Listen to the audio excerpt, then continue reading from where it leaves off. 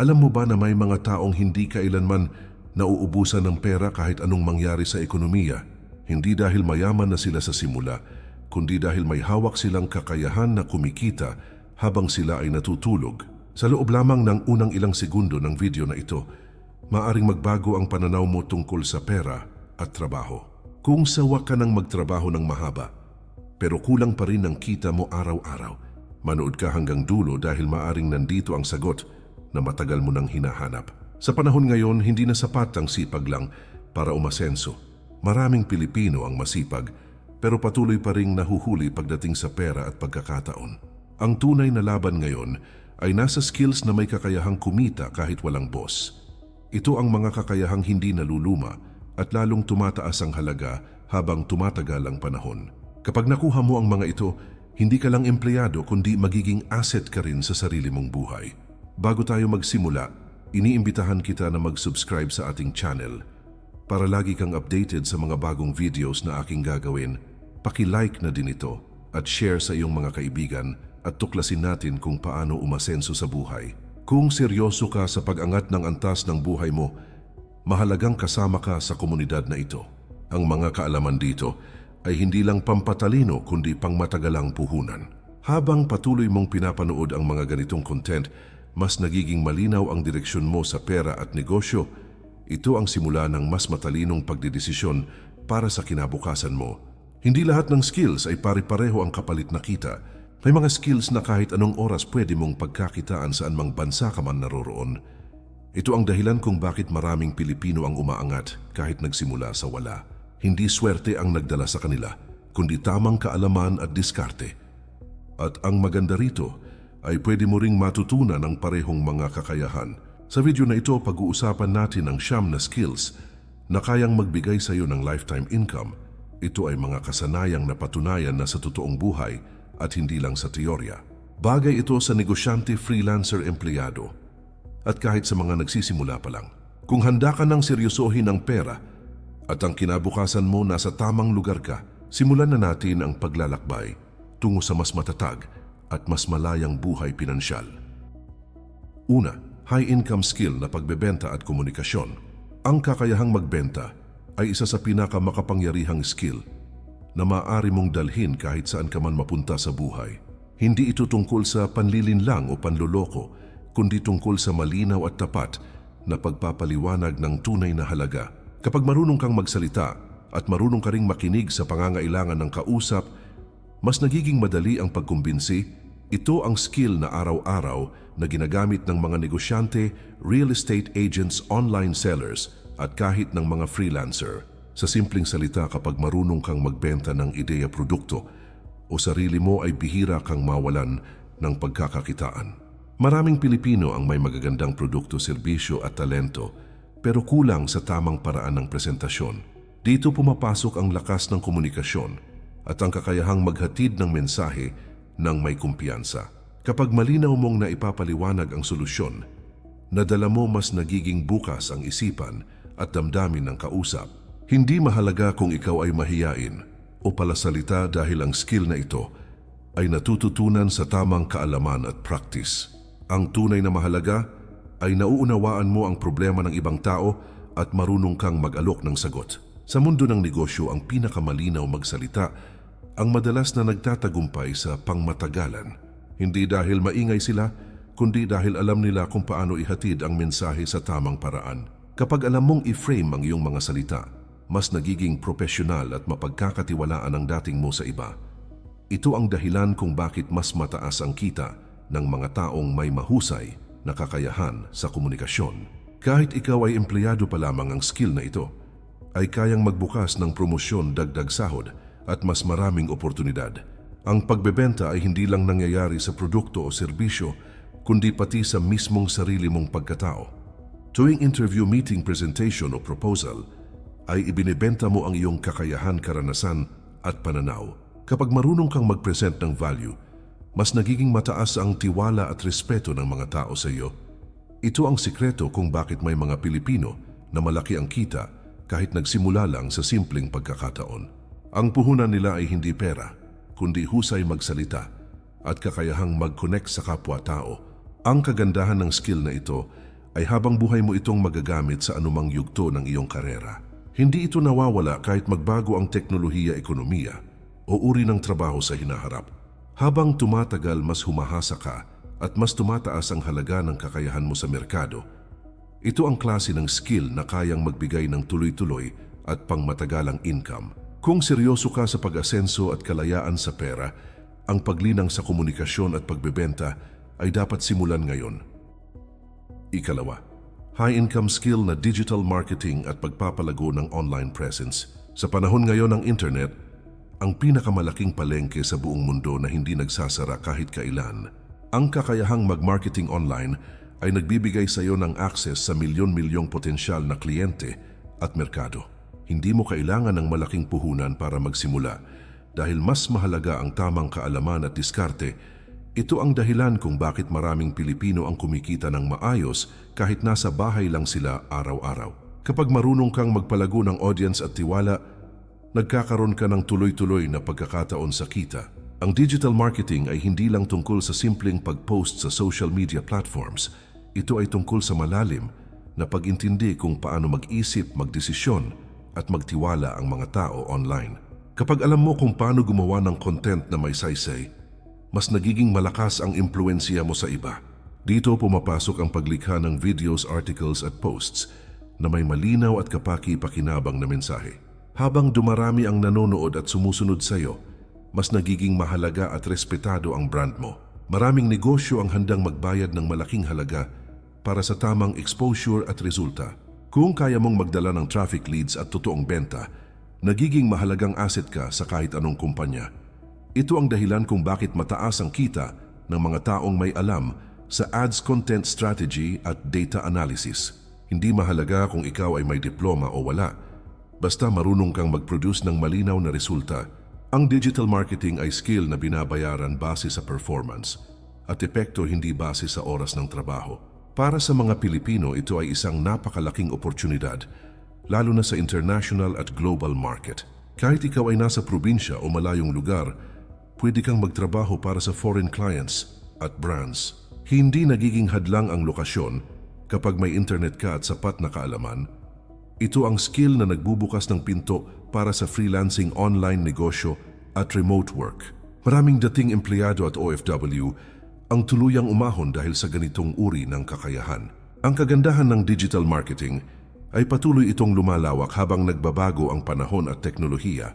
Habang mas maraming negosyo ang lumilipat sa online world, mas lalo pang tumataas ang demand sa skill na ito. Kapag sinimulan mo itong pag-aralan ngayon, mas nauuna ka kaysa sa karamihan ng tao. Ito ang klase ng kaalaman na pwedeng magbigay ng panghabambuhay at scalable na income.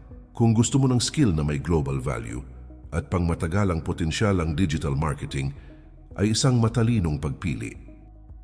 Ikatlo, high-income skill na programming at paglikha ng digital solutions. Sa modernong mundo, ang mga taong marunong gumawa at umunawa ng teknolohiya ang tahimik pero malalaking kumikita. Ang programming ay kakayahang lumikha ng mga solusyon gamit lamang ang computer, malinaw na lohika at tamang kaalaman. Hindi mo kailangan ng opisina, mamahaling kagamitan o malaking kapital para makapagsimula sa larangang ito. Kailangan mo lang ng dedikasyon, sapat na oras at tiyaga sa pag-unawa ng mga sistema. Kapag natutunan mo ito, nagiging bukas sa iyo ang napakaraming lokal at pandaigdigang oportunidad. Ang programming ay hindi lang para sa mga henyo o sobrang talino sa math at science. Ito ay isang skill na natututunan unti-unti sa pamamagitan ng araw-araw na pagsasanay at tamang gabay. Maraming Pilipino ang nagsimula sa libreng resources online at kalaunan ay kumita ng mas malaki kaysa sa inaasahan. Kapag marunong kang gumawa ng website application o automation, nagiging mahalaga ka sa kahit anong negosyo. Ito ang dahilan kung bakit patuloy na tumataas ang demand at sahod ng mga developer at tech specialists. Sa mundo ng negosyo, ang oras ay katumbas ng pera, kaya hinahanap ang mga solusyon na nagpapabilis ng trabaho. Ang programmer ay lumilikha ng tools at system na nag-automate ng proseso at nagpapababa ng gastusin. Kapag kaya mong lutasin ang problema ng negosyo, gamit ang teknolohiya, nagiging mahalaga at kailangan ng papel mo. Hindi lang ito simpleng trabaho kundi isang uri ng partnership sa paglago ng kumpanya. Dahil dito, handang magbayad ng malaking halaga ang mga kliyente para sa maayos at epektibong solusyon. Para sa mga Pilipino, malaking bentahe ang programming dahil pandaigdigan ang pangangailangan para rito. Kahit ikaw ay nasa bahay o probinsya lamang, pwede kang magtrabaho para sa mga kumpanya sa ibang bansa. Hindi nagiging hadlang ang accent, itsura o edad dahil kalidad ng gawa ang basehan ng bayad. Ito ang skill na nagbibigay ng patas na pagkakataon sa international market. Maraming freelancers at remote workers ang tuluyang umangat ang buhay dahil sa kakayahang ito. Ang kagandahan ng programming ay patuloy itong kinakailangan habang patuloy ding umuunlad ang teknolohiya. Habang dumarami ang negosyo na umaasa sa digital systems, mas lalong tumataas ang halaga ng skill na ito. Kapag sinimulan mo itong pag-aralan ngayon, mas humahaba ang panahon ng iyong pagkita sa hinaharap. Ito ay skill na pwedeng magbigay ng steady, scalable at pangmatagalang income. Kung gusto mo ng kakayahang matibay at mataas ang balik sa oras at effort, ang programming ay isang solid na puhunan. Ika-4, high-income skill na copywriting at content writing. Sa mundo ng pera at negosyo, ang mga salitang tama ang gamit ay kayang magdala ng napakalaking kita. Ang copywriting at content writing ay kakayahang gumamit ng salita upang magpabago ng isip, damdamin at kilos ng tao. Hindi lang ito tungkol sa magandang grammar o tamang baybay, kundi tungkol sa pag-unawa sa emosyon at pangangailangan ng mambabasa. Kapag tama at malinaw ang mensahe, nagiging benta, nagiging tiwala, at nagiging pangmatagalang relasyon ang simpleng pagbabasa. Ito ang dahilan kung bakit malaki ang bayad sa mga manunulat na kayang magdala ng tunay na resulta sa negosyo. Maraming negosyo ang may magagandang produkto at serbisyo pero kulang sa salitang kayang humikayat ng customer. Dito pumapasok ang halaga ng isang mahusay na writer na marunong maglahad ng value sa tamang paraan. Kapag kaya mong ipaliwanag kung paano nakakatulong ang isang produkto, mas nagiging madali ang pagdedesisyon ng customer. Hindi kailangang mahaba ang sulat, basta malinaw, direkta at may direksyon ang mensahe. Ito ang uri ng pagsusulat na direktang konektado sa paglaki ng kita ng negosyo. Para sa mga Pilipino, napakalaking oportunidad ang skill na ito dahil global at malawak ang market ng pagsusulat. Kahit simpleng laptop at maayos na internet connection lamang ang kailangan para magsimula sa larangang ito. Maraming foreign clients ang naghahanap ng writers na marunong mag-isip malinaw at may malasakit sa audience. Hindi mahalaga kung nasaan ka sa mundo dahil kalidad ng output ang tunay na basehan ng bayad. Maraming Pilipino ang kumikita ng dolyar buwan-buwan gamit lang ang husay sa pagsusulat.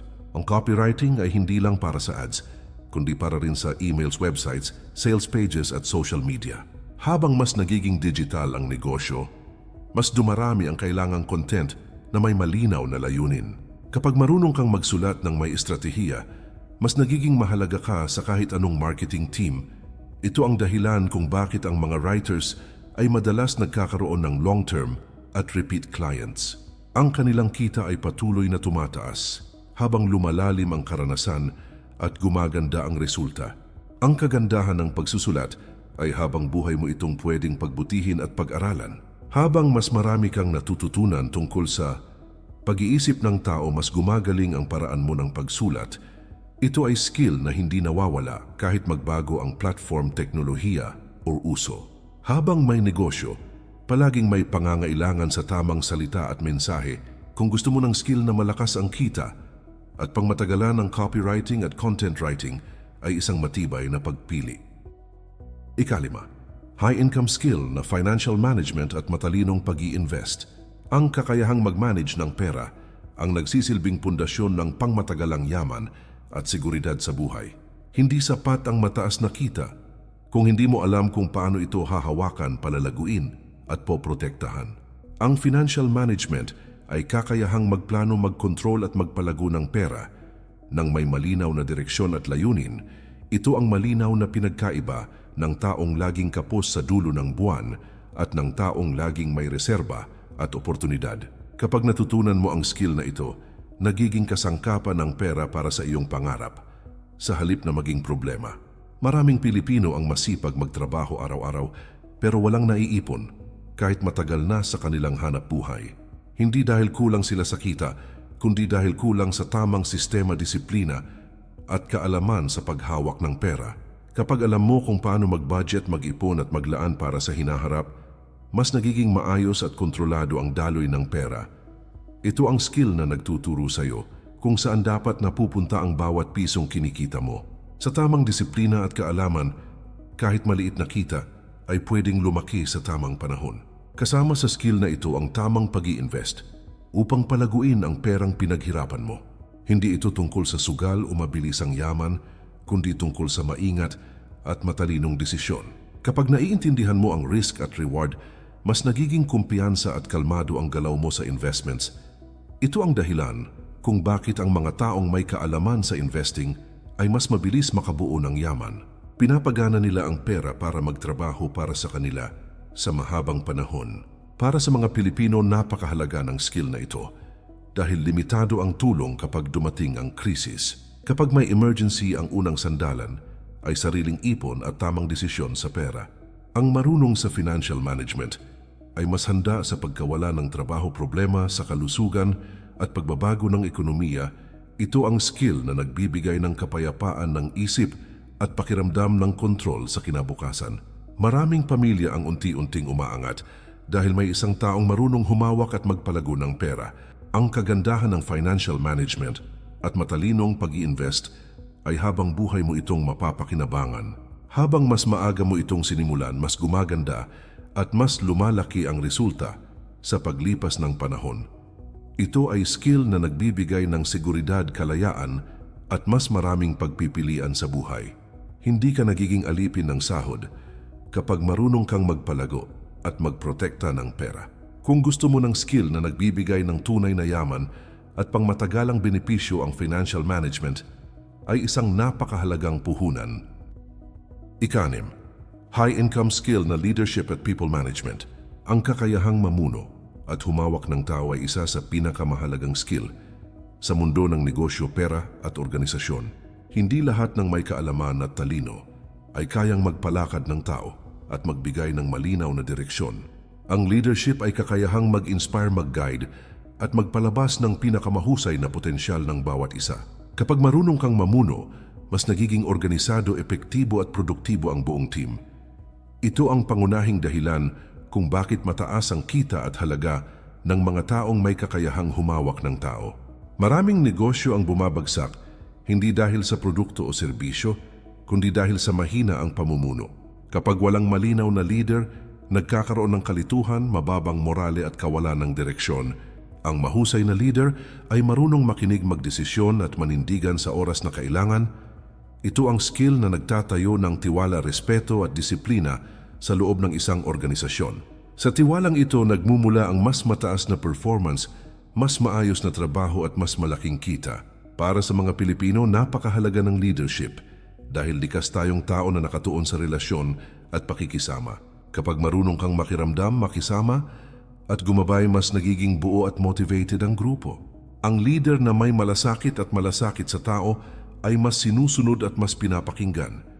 Ito ang dahilan kung bakit maraming Pilipinong manager at supervisor ang nagtatagumpay, lokal man o sa ibang bansa. Ang lakas nila ay hindi pananakot, kundi malasakit, malinaw na komunikasyon at tamang halimbawa. Ang leadership at people management ay hindi lang para sa boss, manager o may mataas na titulo. Ito ay skill na magagamit kahit ikaw ay empleyado, freelancer, negosyante o team member lamang. Kapag marunong kang makipagtrabaho at humawak ng tao, mas dumadami ang tiwala at oportunidad sa iyo. Mas madali kang ma-promote, mas pinagkakatiwalaan ka sa malalaking proyekto at desisyon. Kasabay nito ay mas mataas na kita, mas malaking impluensya at mas malinaw na direksyon sa karera. Ang kagandahan ng leadership skill ay habang tumatagal, mas lalo itong humuhusay at tumitibay. Habang mas marami kang karanasan, mas nagiging matatag ang paraan mo ng pamumuno sa iba. Ito ay skill na hindi nawawala at lalong tumataas ang halaga sa paglipas ng panahon. Habang lumalaki ang responsibilidad na kaya mong hawakan, mas lumalaki rin ang kapalit na kita. Kung gusto mo ng skill na nagbibigay ng pangmatagalang income, respeto at impluensya, ang leadership ay isang napakahalagang puhunan. Ika-7, high-income skill na negotiation at deal-making. Ang kakayahang makipag-usap at makipagkasunduan ng maayos ay direktang konektado sa laki ng kinikita ng isang tao. Sa negosyo at pera, ang marunong makipag-negotiate ay madalas nakakakuha ng mas magandang terms at mas mataas na kita. Ang negotiation ay hindi pakikipag-away, kundi paghahanap ng panalo para sa parehong panig. Kapag marunong kang maglatag ng value at makinig sa pangangailangan ng kausap, mas nagiging pabor sa iyo ang usapan. Ito ang skill na ginagamit sa sahod, kontrata, presyo at kahit sa negosyo araw-araw. Maraming Pilipino ang nalulugi o napag-iiwanan dahil nahihiyang makipag-usap tungkol sa pera. Kapag wala kang lakas ng loob makipag-negotiate, madalas tinatanggap mo na lang kung ano ang ibinibigay. Ang marunong makipag-usap ay hindi bastos, kundi malinaw at may respeto. Sa simpleng paghingi ng mas maayos na deal, pwedeng magbago ang kita mo ng malaki. Ito ang dahilan kung bakit ang negotiation ay itinuturing na high-value skill. Sa trabaho, ang marunong makipag-negotiate ay mas mataas ang tsansang tumaas ang sahod. Sa negosyo naman, mas nagiging maganda ang tubo kapag marunong kang mag-ayos ng kasunduan. Ang bawat kontrata ay may puwang para sa mas magandang kondisyon. Kapag alam mo kung kailan magsalita at kailan makinig, mas lumalakas ang posisyon mo. Dito nakikita ang pagkakaiba ng tumatanggap lang at ng kumukontrol ng sariling halaga. Para sa mga Pilipino, napakahalaga ng skill na ito dahil madalas inuuna ang pakikisama kaysa sa sariling interes. Ngunit ang maayos na negotiation ay hindi sumisira ng relasyon kundi nagpapalinaw nito. Kapag marunong kang makipag-usap ng maayos, mas tumatagal at mas nagiging matibay ang partnership. Ito ang skill na tumutulong sa freelancing negosyo at kahit sa simpleng transaksyon. Maraming Pilipino ang tumaas ang kita dahil natutong ipaglaban ang tamang halaga ng kanilang trabaho. Ang kagandahan ng negotiation at deal-making ay habang tumatagal, mas lalo kang humuhusay dito. Habang mas maraming usapan ang pinapasok mo, mas nagiging natural ang tamang galaw at salita. Ito ay skill na hindi nawawala at lalong nagiging mahalaga habang lumalaki ang responsibilidad. Habang mas malaki ang deal na kaya mong hawakan, mas malaki rin ang kinikita mo. Kung gusto mo ng skill na direktang nagpapalaki ng income at impluwensya, ang negotiation ay isang napakalakas na puhunan. Ikawalo, high-income skill na problem solving at critical thinking. Ang kakayahang mag-isip ng malinaw at kalmado sa gitna ng problema ay isa sa pinakamahalagang skill sa mundo ng negosyo at pera. Sa bawat industriya, ang mga taong kayang maghanap ng epektibong solusyon ang palaging mas hinahanap at mas mataas ang bayad. Ang problem solving ay kakayahang unawain ang tunay na ugat ng problema bago gumawa ng desisyon o hakbang. Kasama dito ang critical thinking na tumutulong sa iyo na hindi agad emosyon o takot ang pinapairal. Kapag marunong kang mag-isip ng tama at lohikal, nagiging mahalagang asset ka sa kahit anong sitwasyon. Maraming tao ang nauubos ang oras sa reklamo, pero kakaunti ang may kakayahang magbigay ng konkretong solusyon. Ang taong kayang kumalma, mag-analyze ng sitwasyon at magdesisyon ng may basehan ay may lamang sa negosyo at trabaho. Kapag may problema sa operasyon, sales, customer o sistema, ikaw ang hinahanap. Kapag marunong kang mag-solve, ito ang dahilan kung bakit ang mga leader, manager at consultant ay may mataas na halaga sa merkado. Binabayaran sila hindi sa dami ng oras, kundi sa kalidad ng desisyong ginagawa nila. Sa mundo ng negosyo, ang bawat problema ay halos may katumbas na pera at oportunidad. Kapag nalutas mo ang problema, ibig sabihin ay nakatipid o kumita ang kumpanya o kliyente. Ang marunong mag-solve ng problema ay marunong ding mag-identify ng bagong pagkakataon para lumago. Sa halip na matakot sa hamon, nakikita nila ito bilang chance para mag-improve at mag-innovate. Ito ang mindset na nagdadala ng pangmatagalang income at tiwala ng mga tao. Para sa mga Pilipino, napakahalaga ng skill na ito dahil sanay tayo sa diskarte at mabilis na adaptasyon. Marami sa atin ang natutong mag-isip ng malikhain dahil sa kakulangan ng resources at oportunidad. Kapag napino mo ang problem solving at critical thinking, nagiging mas sistematiko at profesional ang diskarte mo. Mas nagiging malinaw ang desisyon mo sa pera, negosyo at direksyon ng karera. Ito ang skill na nag-aangat sa simpleng sipag tungo sa matalinong pagkilos. Ang kagandahan ng problem solving at critical thinking ay habang tumatagal, mas lalo itong humahasa at lumalakas. Habang mas marami kang problema na nalulutas, mas tumitibay ang tiwala at respeto ng mga tao sa iyo. Ito ay skill na hindi nawawala at lalong nagiging mahalaga habang tumataas ang antas ng responsibilidad.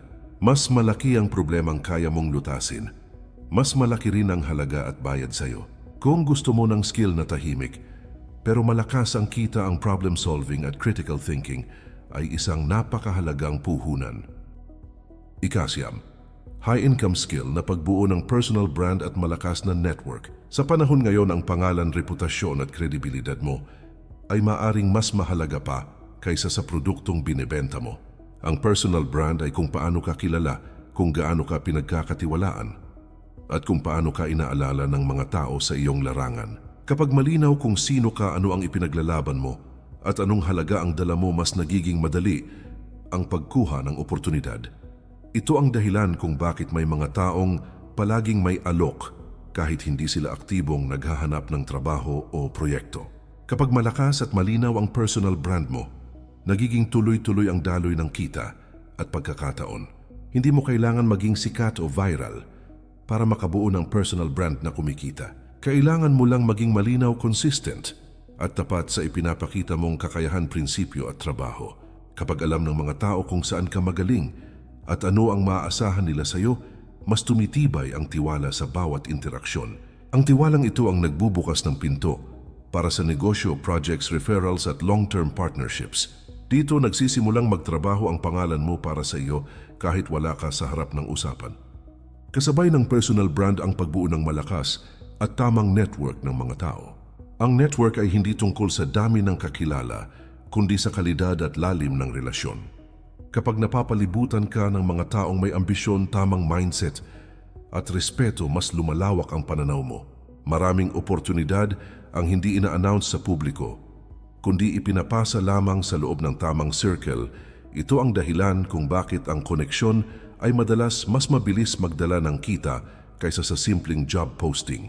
Para sa mga Pilipino, likas ang galing sa pakikisama, pakikipagkapwa-tao at pagtutulungan. Kapag ginamit ito sa tamang paraan, nagiging napakalakas na pundasyon ng personal brand ang network. Ang pagiging maaasahan, magalang at may integridad ay mabilis kumalat sa komunidad at industriya. Ito ang dahilan kung bakit may mga Pilipinong pinipili ulit at ulit ng mga kliyente, partners at kumpanya. Ang magandang reputasyon ay tahimik pero napakalakas na asset sa pangmatagalan. Ang kagandahan ng personal brand at malakas na network ay habang tumatagal mas lalo itong lumalakas. Habang mas marami kang natutulungan, mas dumarami ang bumabalik na tiwala at oportunidad. Ito ay skill na nagbibigay ng leverage, kalayaan at pangmatagalang income sa iba-ibang sitwasyon. Kapag may pangalan at koneksyon ka, hindi ka nagsisimula sa zero kahit may pagbabago sa buhay o ekonomiya. Kung gusto mo ng skill na hindi nawawala at patuloy na nagbibigay ng kita, ang pagbuo ng personal brand at malakas na network ay isang napakahalagang puhunan. Akala mo ba tapos na ang laban pagkatapos mong mapanood ito? Bitya, ang totoo, nagsisimula pa lang ang tunay na hamon sa oras na ipasok mo ang kaalamang ito sa totoong buhay. Ang siyam na skills na ito ay hindi pang one-time nakita, kundi pang habambuhay na sandata. Kapag pinagsama mo ang diskarte, kaalaman at aksyon, nagiging kakaiba ang direksyon ng buhay mo. Ito ang sandaling pipiliin mo kung mananatili ka sa dati o aakyat ka sa susunod na antas. Hindi lahat ng nanonood ay kikilos at hindi lahat ng kikilos ay magtatagumpay agad. Pero ang taong handang mag-aral, mag-ensayo at magtiyaga ang siyang umaani sa huli. Ang pera ay hindi habol kundi resulta ng tamang value na binibigay mo sa mundo. Kapag inuna mo ang paghasa ng sarili, kusang sumusunod ang kita at oportunidad. Dito naghihiwalay ang mga nangangarap lang at ang mga tunay na umaasenso. Muli kaibigan, iniimbitahan kita na mag-subscribe sa ating channel para lagi kang updated sa mga bagong videos na aking gagawin. Paki-like na din ito at share sa iyong mga kaibigan at tuklasin natin kung paano umasenso sa buhay. Ang simpleng hakbang na ito ay suporta mo sa sarili mong paglago at kaalaman. Mas marami kang natututunan, mas nagiging malinaw ang mga desisyon mo sa pera at negosyo. Kasama mo kami sa bawat hakbang ng pag-unlad mo. Hindi ka nag-iisa sa paglalakbay na ito. Dalhin mo ang kaalamang nakuha mo at gawing aksyon araw-araw. Ang tunay na yaman ay nabubuo sa tamang ugali, tamang skill at tamang mindset. Hindi bukas, hindi sa susunod na taon, kundi ngayon ang tamang oras para magsimula. Kapag pinili mong magbago ngayon, magpapasalamat ang future self mo balang araw. Magkita tayo sa susunod na video at ipagpatuloy natin ang pag-angat ng buhay.